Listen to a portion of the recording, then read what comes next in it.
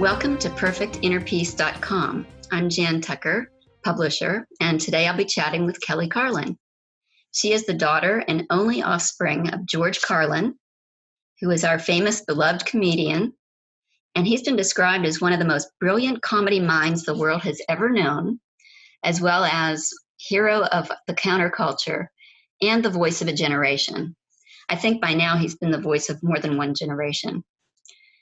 George left this world in 2008, and Kelly has been busy since then, sharing her life story growing up with George and her mother, Brenda. It's a wonderful story of transformation and evolution of both Kelly and her family, and she has captured this in her first book, which is a memoir called A Carlin Home Companion, Growing Up with George. Kelly's story is one of finding herself through life's turmoil. And because she's been so successful at this, we can all learn a lot from it. I want you to know before we start that she is an amazing woman in her own right. She has been an actor, producer. She's an author and a master storyteller. She's an internet radio host with her own podcast and Sirius XM shows. And she's a workshop leader. She leads workshops to help us grow beyond our own boundaries. She's also, on top of all this, a trained therapist. She doesn't practice therapy, but she uses it in her work. And what may surprise you is that through all of this, Kelly is a practicing Buddhist, which is why I asked her to be with us today. So with that, Kelly, welcome. I want to thank you for doing this interview with us, and we're all looking forward to what you have to share with us today. Well, thank you for having me, Jan. I appreciate this kind of forum because so often or lately at least, I have been coming with interviews through more comedy kind of venues and things like that.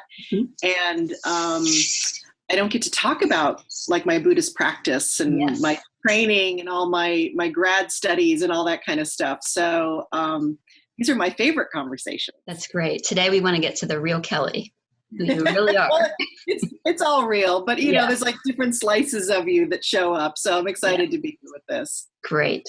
Thank you. I thought we'd start off, most people know who your father was, but there are still some out there who don't. And I thought for them, as well as for people who know who he is, it would be great to hear from your own perspective as his daughter, who was George Carlin? Well, my father, he was a man who began his comedy career in his early 20s. He was a radio DJ first, but in his early 20s, he was in a comedy duo, and then he became a solo stand-up.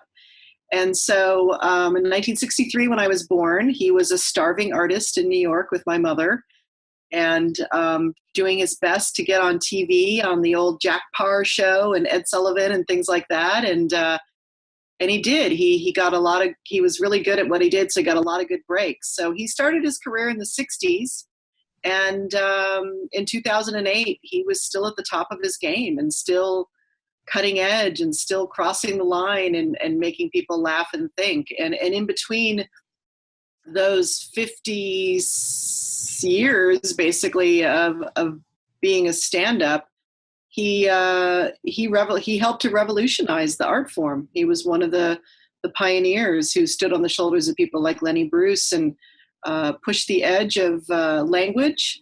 One of his main topics was language, but even within his career, he evolved 2 times in a major way to really transform who he was on stage and what he talked about. And so he was, so kind of like transformation and evolution was a thing in our family already, just watching my dad do that. I noticed that. Yeah, it's part of his story, and it's part of the story that in my memoir and in my solo show that I do of the same name and of the same material that we really tapped into was what's the parallel transformations going on with my father artistically and what's going on with the family and me personally. And So for people who don't know him, just Google George Carlin and go to YouTube, and there's a lot out there. You got it all. It's all on there, and it's lots of language, dirty language, and stuff like that. So if you're up with that, you'll be happy. And he's he's a challenging comic too. He does silly stuff, and then he does very, at times, strident, challenging things that really makes us look at ourselves, and especially Americans look at ourselves culturally and question, what are we really doing? And what are we really, are we just all lemmings following people, or are we thinking for ourselves? So he was a man who changed people's lives. And I'm just so proud of what he did in his career. It was an amazing career. And he's considered one of the top 3 all-time comedians in the 20th century. So it's an honor. It was an honor to grow up in his shadow, even though being in his shadow is difficult. And I'm sure we'll talk about that. But but it's a real honor to know that, he's part of my DNA.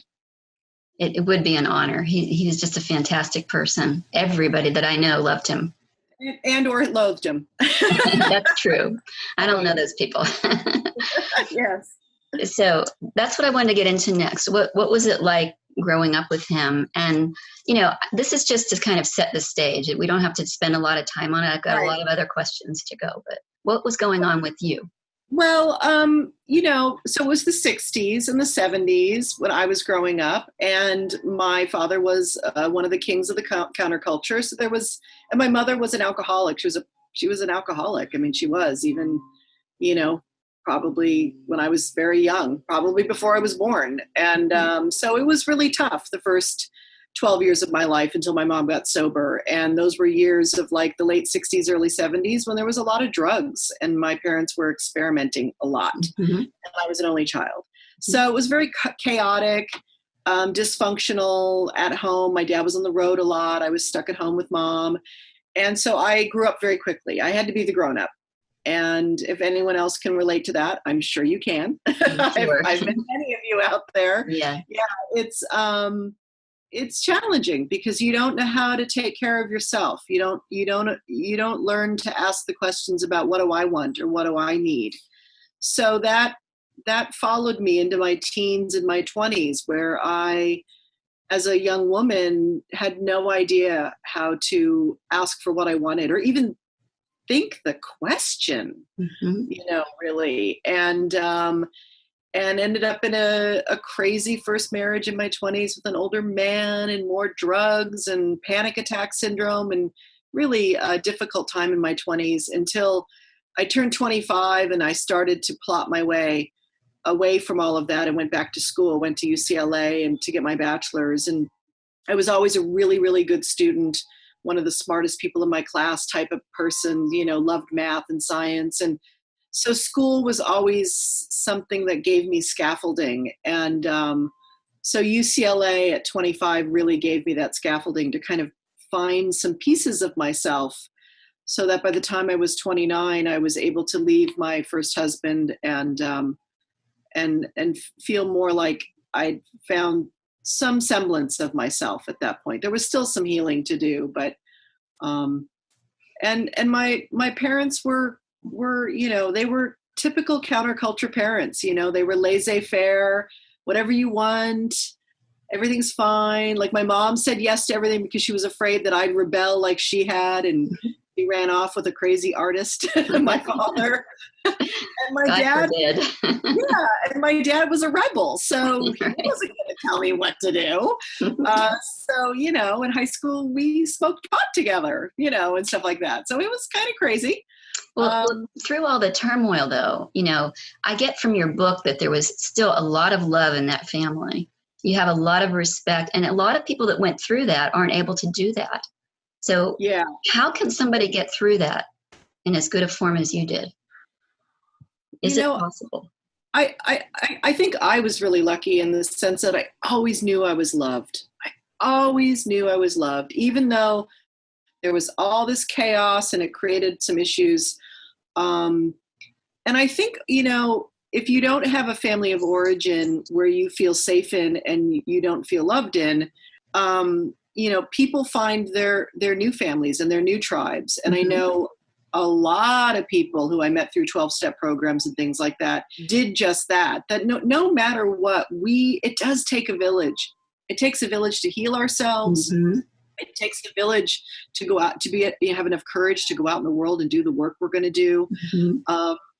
So you have to find some people who you can relate to and who can relate to you. And, like in the Buddhist world, there's our sanghas, our communities that we sit with. And, that can be a refuge. 12-step programs, fellow artists, all sorts of things. And it does. And it takes, a lot of courage and I think personal curiosity to do this work and to heal yourself, willing to feel everything you need to feel, but I was lucky, once my mom got sober when I was 12, even though I was a teenager and, you have issues with your mom anyway, but my parents were good, great people. They were both intelligent and they both were compassionate and funny and had great work ethic, both of them. So it was easy for our family to stay connected. And, my parents had a little bit of baggage in their marriage for sure, but there was a joy. We had a joy with each other for sure. That's great. It really comes through. When did you find Buddhism, and did that do a lot to help you along the way? And how did you find it? Well, originally, I live in Los Angeles, and we used to have this bookstore here, which is no longer here, unfortunately, called the Bodhi Tree. Yes. And the Bodhi Tree in the 80s was like, Shirley MacLaine and all of that. Like that was like, oh my God, we're going to the Bodhi Tree. And my mom and I and my ex-husband and my best friend, we would all go to the Bodhi Tree and buy books. And, there was all the astral projection stuff. And it was just, it was the new age buffet was what it was. Mm-hmm. And I'd always been fascinated by Zen Buddhism, but was intimidated by it. It felt like there was no magical thinking allowed in Zen Buddhism. And at the time I needed my magical thinking, my Edgar Cayce books, and things like that. And that's fine. People are still into that kind of stuff and it's all great. It's just, I felt like I've moved beyond that kind of stuff. So I remember buying a book called Chop Wood, Carry Water, something like that. And it was just a book, and it just sat on my bookshelf. Wow. I can relate. Yes, as we do. It's like we know it's going to be good for us, but we're afraid. But in 1997, my mother was diagnosed in the early spring with liver cancer. And she had had breast cancer about 14 years earlier and been fine with it. And she had Hep C, and this was very serious liver cancer. It had nothing to do with her breast cancer. And she died within 5 weeks. Wow. It was very, very quick, as if she'd been hit by a truck. I mean, it's 5 weeks is nothing. And in our family, as the way we practiced communicating with each other, because we didn't learn how to do that very well with our dysfunction, we were kind of all in denial about it. It was just too terrifying for all of us. And I was 34 at the time and very, very close to my mother at this point in my life. And so she died suddenly. And that week after her death, there was this incredible sense of like a numinous space had come to enter my life. There was just a lot of grief and shock. But there's also, if people who've been around this and had sudden shock or death, it feels like a veil is lifted in some way. So I had this very big opening, this huge spiritual opening. There was a lot of love and joy inside of my body also, right next to the grief. And the thing that really struck me, and I think strikes all of us when we lose our first parent, and especially when we're in our 30s or younger than that even, or even in our 40s, is wow, this death stuff's real. And And you know what? There's no promise in life. There's no like package deal or something. Like tomorrow I could be hit by a bus. Right. And so I realized that like I need to pursue the things that my heart and my soul really need to pursue now. And I wanted to come out of the closet as a spiritual being, Mhm. you know, even though the new age stuff had happened in the 80s. For a while I'd kind of put all that stuff to bed. And I had a cassette of Thich Nhat Hanh's meditations. Mhm. Breathing in, I am like a flower. Breathing out, I am fresh. Mhm. Breathing in, I am like a mountain. Breathing out, I am solid. And it was like the only thing I'd ever meditated to. It was the only thing that had ever really helped me connect to that meditative state. Mhm. And so I got I think it was a Shambhala Sun or a Tricycle magazine, and I looked in the back, and there was an advertisement to a Thich Nhat Hanh retreat in Santa Barbara that fall. Perfect. And so I just signed up, not knowing what I was getting into, what was going to happen. And I pictured like 50 people. It was at UCSB. It was going to be this, retreat. I pictured, a retreat in your, like whatever the magical retreat ideal that is. And I get to UCSB and it's the dorms and it's a gymnasium and there's 1,200 people. Oh my gosh. Amazing. And you have to share a room and you're all squished in there together, right? Yes, and you're eating mindfully and you're sitting, and I was completely freaked out. But by day 3, I'm singing all the songs. I'm all in. I'm all in. And so that was it. When I got home to Santa Monica, I found a Sangha that was hooked up with his network and started working with some local teachers at a Sangha called Ordinary Dharma with Catriona Reed and Michelle Benjamin. And it's been 20 years.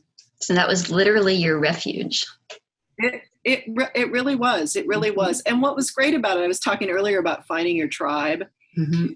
One of the things when I went to the retreat the first time, I was like, these people who walk around and pretend like they're like,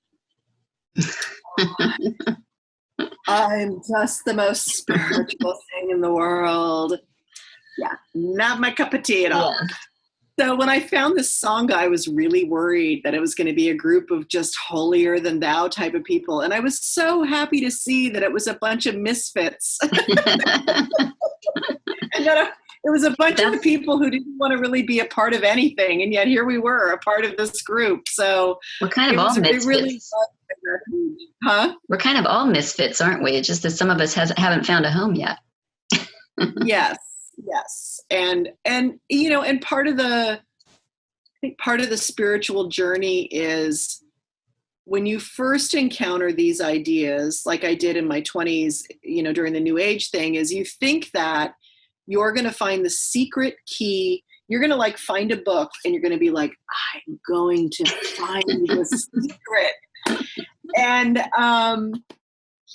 it's not so much like that. And you have to get to a point where you realize, even if you hit like an enlightened state kind of a thing, you're not going to stay there. You're not going to be, it's not what you think it is, It's that chop wood and carry water thing, that first book that you picked up. It is. It's the, I have to be human. Mm-hmm. And I get to connect to these interesting states of consciousness and these interesting perspectives that bring. But I don't get a get out of jail free card, which is what I used to think when I was first approaching my spirituality. What does Buddhism think about the world? I know with Hinduism and with the path I'm on at Self-Realization Fellowship, we believe that the world is just an illusion. What does Buddhism believe about the world? Well, from what I've studied in Zen Buddhism is that, yes, it's all an illusion, and yet we're humans in a human body living on earth, and we are mortal, and there are real consequences to your actions, and there are real consequences to emotions and all sorts of things. And So you can't, it's about being detached and fully responsible at the same time. It's both these things. I mean, I'm not like a huge, I'm not a scholar by any stretch of the imagination, but from what I've learned, and I study mostly with a gentleman named Genpo Roshi now, who created this thing called Big Mind Process. And he's a bit controversial, as many teachers who've had a great fall are. And he had a great fall about 5 years ago. Okay. But from what I've been studying with him and what I understand the processes I've been working on with him is it's all an illusion and it's all real at the very same time. And it's holding that. That's the ultimate non-dual, is that it's not black or white. It's black and white. Well, and there's also a reason for us to be here, right? Yeah. And yeah, absolutely. What is that reason? That's what a lot of people want to know. Why are we here? I mean, I'm not a person who's into, I believe, I mean, not only am I a practicing Buddhist, but I've also studied a lot of Jungian and archetypal psychology. I have a master's in it. And so I come from a real depth psychology perspective. And I don't think any doctrine or any dogma or any teachings can tell you what the meaning of life is or why we're here. I mean, I think in Buddhism, the main thing is that it's to alleviate suffering, that there's this idea that once you reach an enlightened state of consciousness and have kind of felt that some of those higher states, that you use that opening in order to be present and to bring compassion to the world, to alleviate suffering for all beings ultimately. So that is a reason to be here. And I also believe that each one of us has to find our own personal meaning in our lives and figure out what it is that like aligns our gifts with the world's needs in some way. And to kind of get in that juicy, joyful flow of that. Kind of like our purpose? Yeah, kind of like our purpose. And yet, because I like to kind of sit with the tension of the opposites of it all, it's, so there's this grand purpose with all of it, right? Where we're here to alleviate suffering, or we have some sort of soul purpose or something like that. And then there's the reality that, the way science looks at all of it, which I fully respect and own, which is that it's all random and there's absolutely no purpose and no meaning. And when you sit with that reality, that's a splash of cold water. And yet it can lead you then, I think, to that other thing, which is really about, well, then if there's no purpose, and maybe our purpose is just to be kind to each other and alleviate suffering, what does that mean in this life, in my life, in this short one precious life, as Mary Oliver says, what do you want to do with your one precious life? And because tick tock, right. The older we get, the faster it goes. Oh yes, I know that. Well, I listened to your podcast about the state of affairs with our political system right now, and you included a lot of compassion in that. You did a nice meditation that led people through that. So do you do that in your work? Yeah, I am definitely influenced by those beautiful loving kindness meditations that ask us to look past the exterior of people and look into their hearts and into their humanity and into their own brokenness and their own wounds. We were all 2 or 3 or 4 or 5-year-old children at some point. And we were all heavily affected by our environment and our genetics. And so as much as I love to rant and scream at the TV these days, I like to balance that with the idea of understanding that the people that piss us off the most are the people that if we can learn to sit with in our mind's eye and see their humanity and see their brokenness in some way, we might have a chance on this planet on some level, and it's not an easy practice. And it's not about excusing what they're doing or diminishing it or giving them a pass, but it's a different filter. It's looking through eyes in a different way, your eyes at them in a different way. And at the same time, writing your senator and donating money and getting on the streets and protesting if you need to, and voting. I mean, let's remember that. Let's vote too, Right. So, but I think walking around in a state of panic and rage is really going to only damage your own body in the end and your own mind. And so we have to figure out a way to deal with all of this in a way that keeps our hearts open, and yeah, I think that's the problem. It's just, we have two sides now and we're just at each other constantly and it's not getting anywhere. Yeah. That's why I social media isn't working for me anymore. It's why I've taken the summer off from social media. It's why I no longer engage in those kind of conversations or confrontations on social media. Every once in a while I get hooked in and I'll, or I'll have a great joke about something and I'll want to write something funny about it. But, and that's fine too, because that's human. That's who I am, but it's not where I live. I can't live there 24/7. And yeah, it can feel really, if that's all you're doing all day is watching that stuff, the world will get very dark very quickly. And it does. You have to take it in doses, in very small doses. I would agree with that. Let's switch gears for a minute and just do something fun. Do you think that we choose our parents? I don't know. I do and I don't. I used to really be into that and really think about that, like, oh, we choose our parents. And then it's really a beautiful exercise to do, to stand in that perspective and to see what is it that I came here to learn, and what did I come here to teach my parents also, and it can really help you put your family of origin story in a different light, and because the whole teaching and receiving thing, it makes it a bigger conversation than the victim perpetrator. It just does. So I find the perspective to be really, really interesting. My dad and I used to talk about this after death thing because, even though I've had some encounters with my dead parents, I can't tell you that I had encounters with my dead parents. I've had some sort of encounter. Is it imaginal? Is it them? I don't know. Have I done some interesting past life regressions in my past? Absolutely. Fascinating.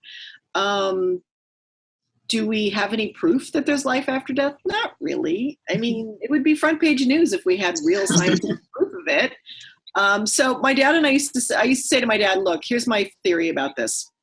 We'll know if when I die, if there's like a white light and you guys come and greet me and we go and hang out and we're like in our like astral bodies or whatever, it'll be like, oh, that's great. Oh my God, it's like this. This is really cool. And if it isn't, I won't know. True. Very true. That'll just be the end. Either way, I'm going to be okay. It's fair enough. But I do like the exercise of the perspective, and I can be an absolute skeptic, atheist, and sit in that position at the very same time talk about my soul being an acorn and it unfolding into the oak tree that it is because of some, what is it? Telos, T-E-L-O-S, that Gene Houston and James Hillman talk about, this kind of blueprint for our life that unfolds, because it really does feel like that for me. A lot of the times when I look at my life, I feel like, yeah, there's a plan, and I can feel my way into situations where I know there are things I need to work on in my life. And so I I find myself attracted to confronting those and stepping up and revealing myself. I mean, that's really what the last 8 years of my life has very much felt like, but really like the last 20. So I think I think you do get to have your cake and eat it too, in this sense. You know, you can really play with both perspectives and have a rich, meaningful life. I know that you do things spontaneously quite a lot. And it sounds like, you know, in reading your book, when you get into a situation where you're in trouble, you know, you're fearing something, you just kind of sit back and say, okay, what's next? What do I do next? And I know so many people in this life who can't do that. They're afraid. They do want to just follow a pattern. What do you recommend? And what's it like when you just go with the flow? Yeah, I mean, you know, I had to learn how to do that, first of all. Okay. We're not, you know, we're not trained to go with the flow, unless that's kind of your strategy. For some people, that's their strategy of surviving, is going with the flow. True. So a little something different would be better for them. But I mean, you know, until my late 20s, my mid 30s, really until my mom died, I was a person who felt very trapped. I felt trapped by my anxiety and felt trapped by a lot of self-doubt and confusion and self-sabotaging in my career a lot. And, you know, I think really it really was my mother's death that really showed me, like, oh, no one's going to fix anything for me. There's no magic wand. No one's going to rescue me. No one's going to hand me the life I think I deserve.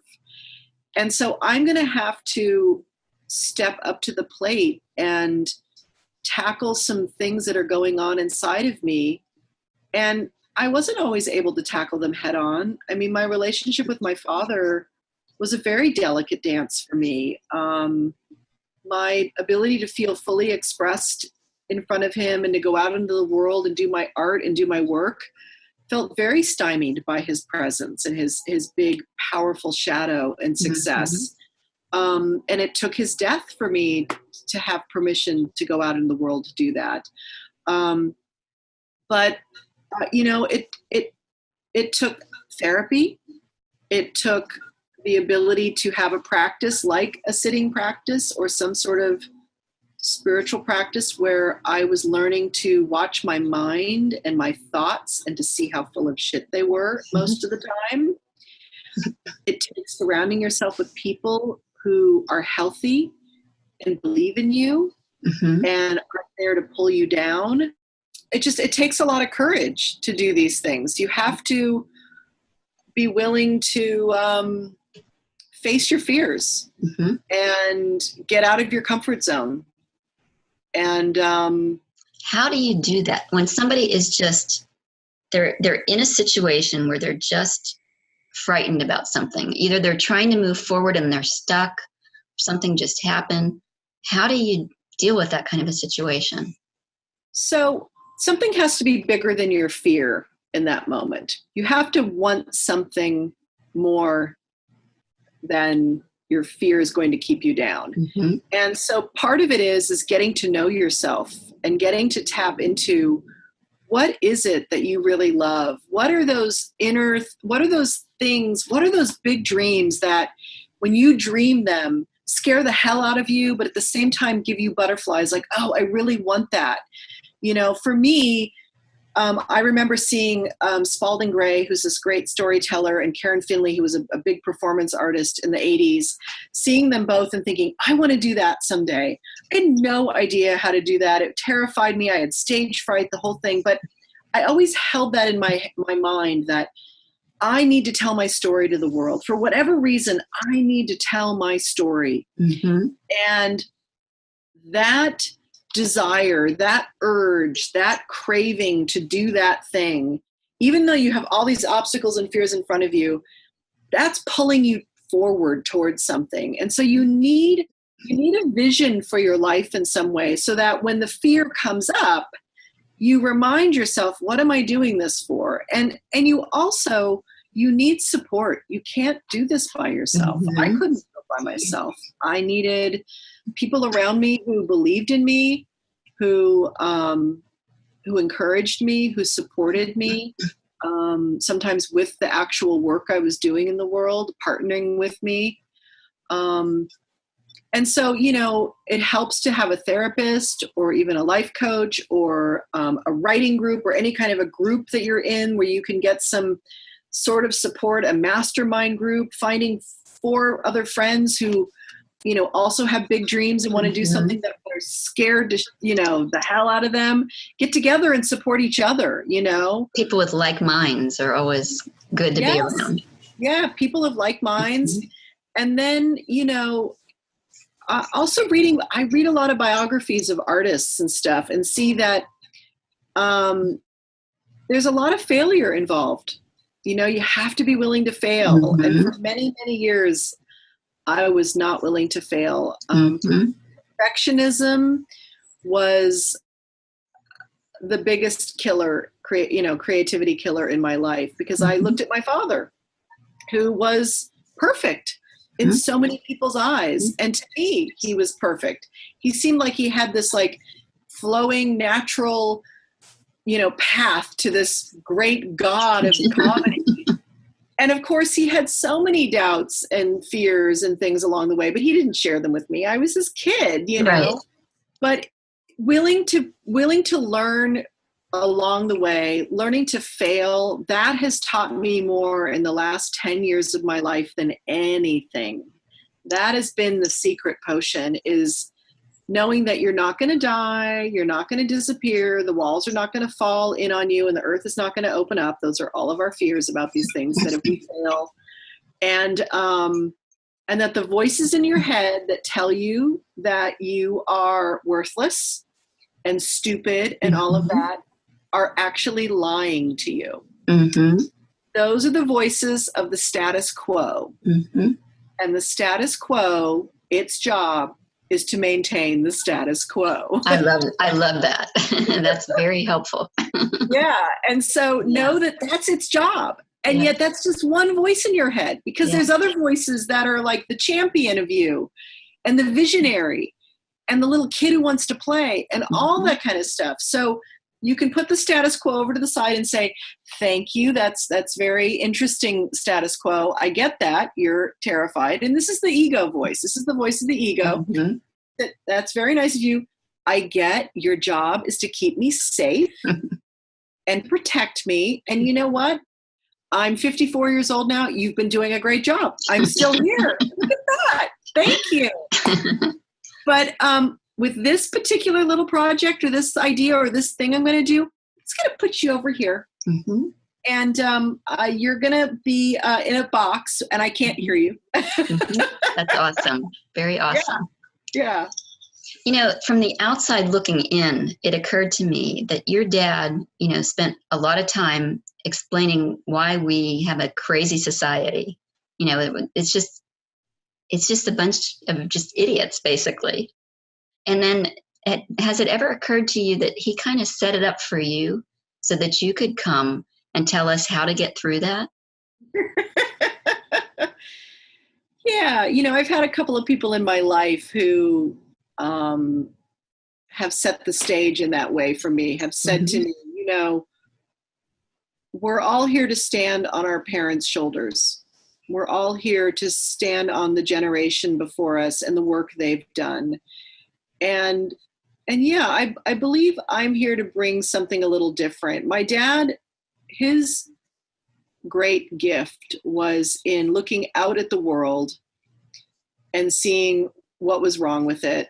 And he was very articulate and observant about that. And he also did observational comedy and shared kind of what was going on in between us, the kind of the things we notice in our days and the stuff routine and all that kind of stuff.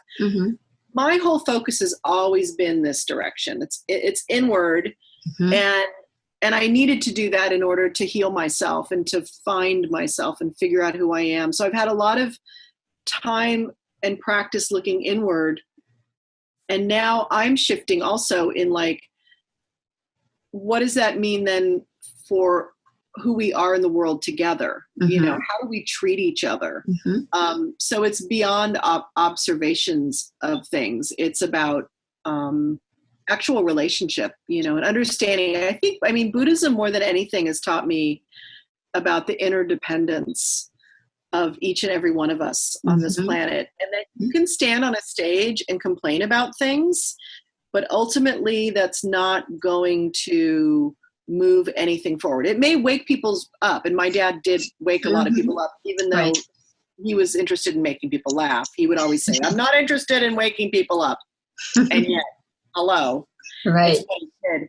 So I'm interested in waking people up and giving people a couple of things that they can do so that they can actually move out into the world and do their work in the world, because that's been my challenge for so many decades. And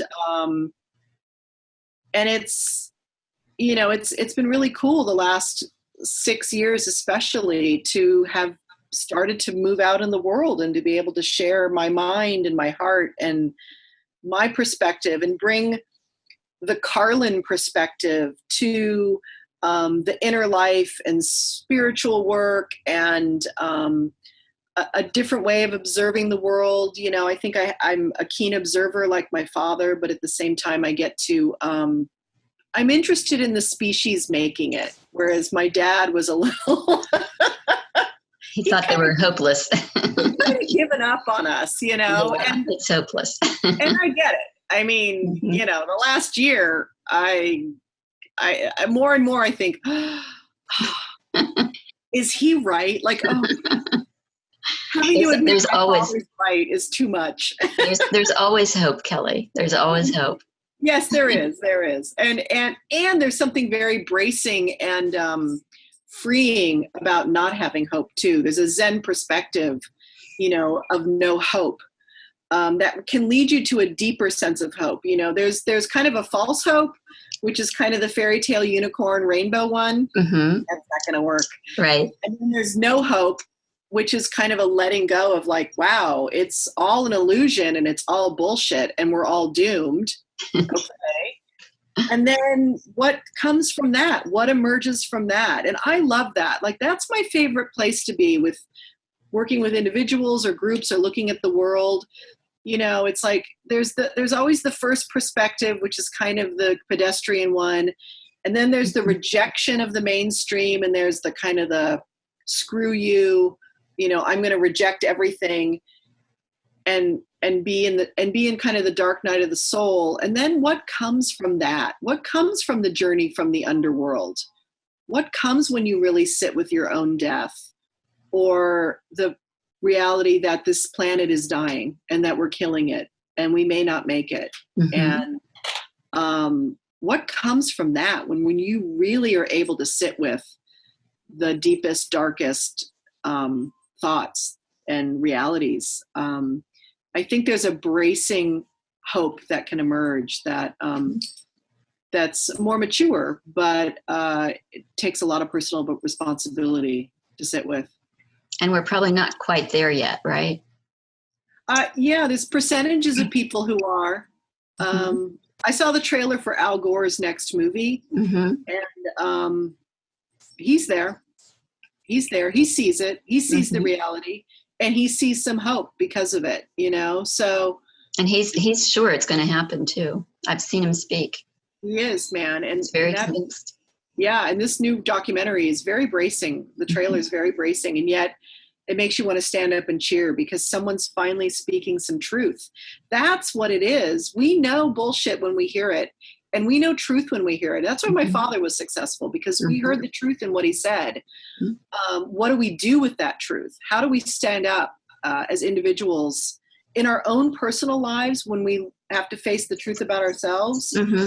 And as a species and as a country and as a culture, like all those different things, what do we do then?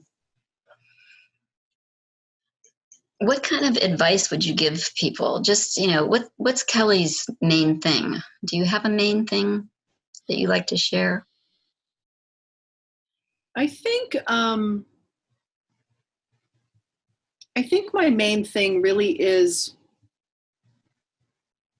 and it really is a culmination of how I was raised and the life of experience I've had and everything, which is that you have to be able to step away from the crowd. And that is the culture, that is the crowd in your head that's been, brought to you by your education and your family of origin and your culture, to really connect to that still small voice inside of you. And it's there in all of us. And I know a lot of people always say, yeah, but there's so many voices in my head. But there is one that resonates with you, and that resonance is found when you are connected to things that bring you joy or beauty or that truth. And I want everyone to be able to have that in their life, to be able to access that. And you can access it by just walking outside and watching a sunset and taking the time to do that. There's something about being in your 50s where you just don't give a shit anymore. I just find myself, I don't care. I'm just like, I'm at a restaurant and I'll just be like, oh my God, look at the sunset. And I'll be like the person next to me sitting, look at the sunset. Get off your phone and look at the sunset, So that's what it's not really advice. It's really what I hope for people, is to not buy into what everyone's selling, really.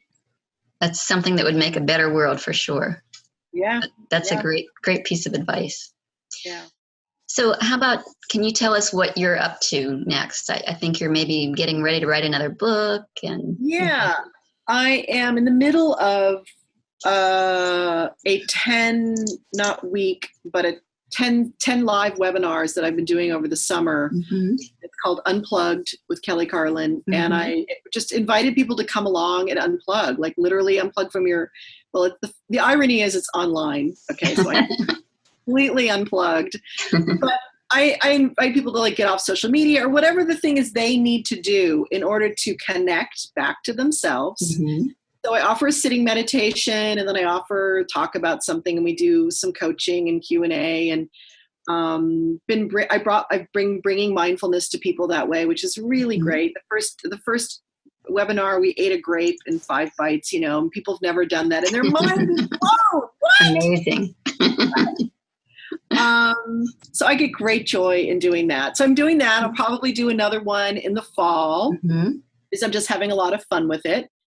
And yes, I'm working on a second book idea, and it's around the father-daughter relationship, and it's about how women need to let go of and reframe and investigate and rework their relationship with their, maybe not their personal father, but definitely their inner father. And because as women, in order for us to do our work out in the world, we need to have a sense of permission and a sense that our work is worthwhile. And generally speaking, I'm not speaking for everyone, but generally speaking, we get those messages from our fathers. Because that's who traditionally has gone out in the world and done the work. Many women are doing that now, but just as in the masculine, we're talking like depth psychology, Jungian archetypal stuff. The masculine is the one going out. The feminine is the one that's receiving. So in order to go out in the world and do our work, we need to have a healthy relationship with our fathers and our inner fathers and our masculine. So I'm writing about the last 8 years of my life after my father's death, and my real wrestling with this in interior way, so that I could go out and start doing my work in the world, including my solo show and the book that you held up earlier. So it's around this concept of daughterhood, and I'm very excited about it. And it's cool. It's cool because I get to talk about all the juicy stuff that you and I are talking about, but I get to tell all my stories about my adventures and getting on stage and doing all these things and getting to hang out with cool comedians and all of that, while at the same time wrestling with my self-doubt and my identity and my ego, man. My ego showed up. It was like, oh, I'm in the spotlight. Oh, I like this. That's and great. Watching that as a Buddhist, it was like, oh my God. And I'm going to give a shout out to my friend Gary Shandling, who's no longer with us, but he was a practicing Buddhist too. And he was one of my teachers during that time who really helped me about taking the spotlight and doing it in a way that is unattached to the outcome. And That's great. Yeah. So that's what I'm up to right now. And that's something to look forward to. And I just want to share too, before we move on with that, in your first book, you have a wonderful letter. It's an email that you sent to your dad and he answered you. And I think we just ought to leave that as a mystery for everybody, but it's just a tearjerker to read that. It was so touching. It still makes me cry to this day when I read it. Totally awesome. Yeah. Thank you, Jan. You're welcome. So what else? You were about to say something else. Nothing. I might start up my podcast again to kind of be in support of these webinars I'm doing, because I'm really enjoying the webinars. And really the last year has been about walking away from my dad and walking away from being the daughter of, in this more kind of way I was in the past, where I was upfront and I was always talking about him in the book and all. I mean, it was all part of it, and it was all beautiful. It was all something I had to walk through the fire of to know that I'd be done with it someday. And I am done with it now. So now when I talk about him, it's with a real sense of, yeah, that's him over there, and yet this is me here, and he doesn't define me anymore. But it's been an interesting road to watch my ego work with that, and really having to sit with it, literally sit with my sitting meditation, and to just sit through the emotions of it. It's been challenging, but I highly recommend it. I'll bet. And it's something to really look forward to for us too. I'm very glad you're out from under the shadow. I'm very glad to know you. I think you're a wonderful, amazing, just a really good role model, for women. I appreciate that. And it means a lot to me. And I also feel like a human that has no idea what the hell I'm doing. So. And we'll celebrate that part too. Yes, it never goes away. Right. Well, thank you so much for spending this time with us. And I hope you'll come back one day and tell us, the continuing saga of Kelly Carlin. I would love that, Jan. And thank you for doing this. And thank you for offering this to people. This is a great service you're doing. So awesome. Thank you. Take care. You too. The feather's not a bird, the rain is not the sea, the stone is not a mountain, but a river runs through